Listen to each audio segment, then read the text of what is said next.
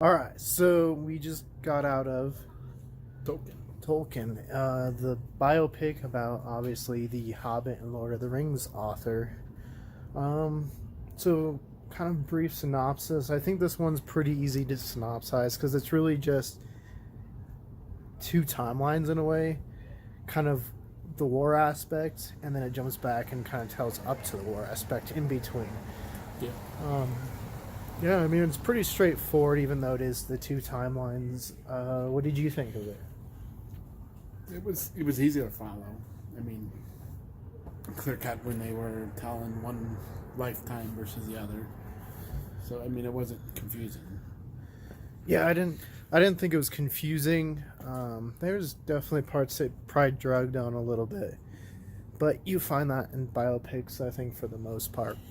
Because they're trying to fit as much maybe of their lifestyle in this 2-hour movie that they can possibly fit. And yeah, sometimes it's like, okay, really didn't even know that much.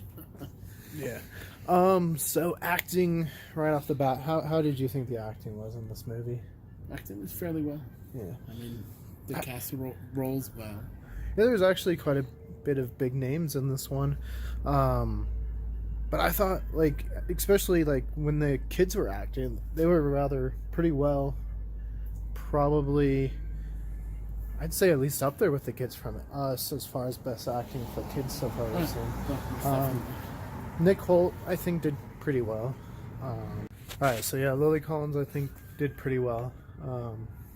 She's a beautiful actress, too. I mean, there was parts of there I was like, oh, she kind of looks like Emilia Clarke. It was kind of... yeah. As far as set pieces, I think this is something that we talked about when we were watching it. It's kind of cool, especially at the beginning, because you're like, looks like where they filmed Harry Potter. It's like a Diagon Alley.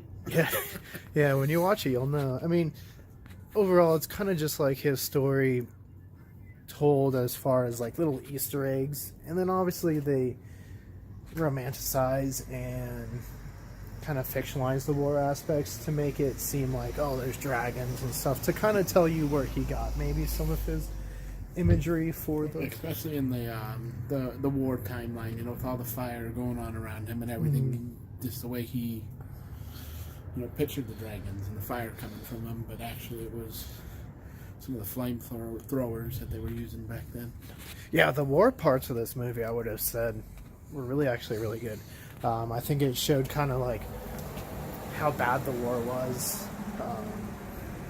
And cinematography, I thought, was well done. It was well acted. I just think maybe it didn't hit home at the end of the day.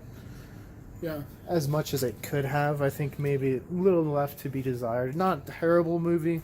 Yeah, I would say it wasn't... I can't say that it was a terrible movie either. There were certain areas where maybe you wanted to know more, where they could have instead of dragging certain scenes on, they could have maybe added more to it. So overall, Matt, what do you give it for a rating? Man. This one is probably going to be a solid C+. I mean, probably right in that range, C+. Yeah, I'm going to agree.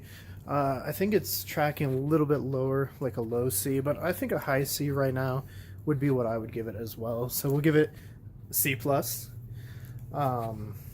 Yeah, I don't think it was bad. I just think it's not everyone's cup of tea. I think you see a lot of like the superhero movies and stuff like that.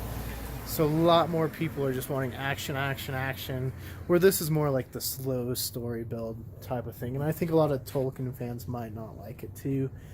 As you know, biopics aren't always 100% accurate. You know, they got to kind of fib it to make it seem like they got to make it movie interesting. You know. So yeah.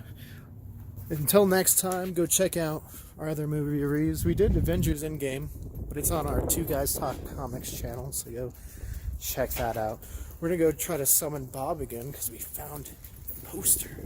Here it is. All right. Dun, dun, dun. Bob. Have you seen that, Mr. Link? Bob. Oh, right there. Bob?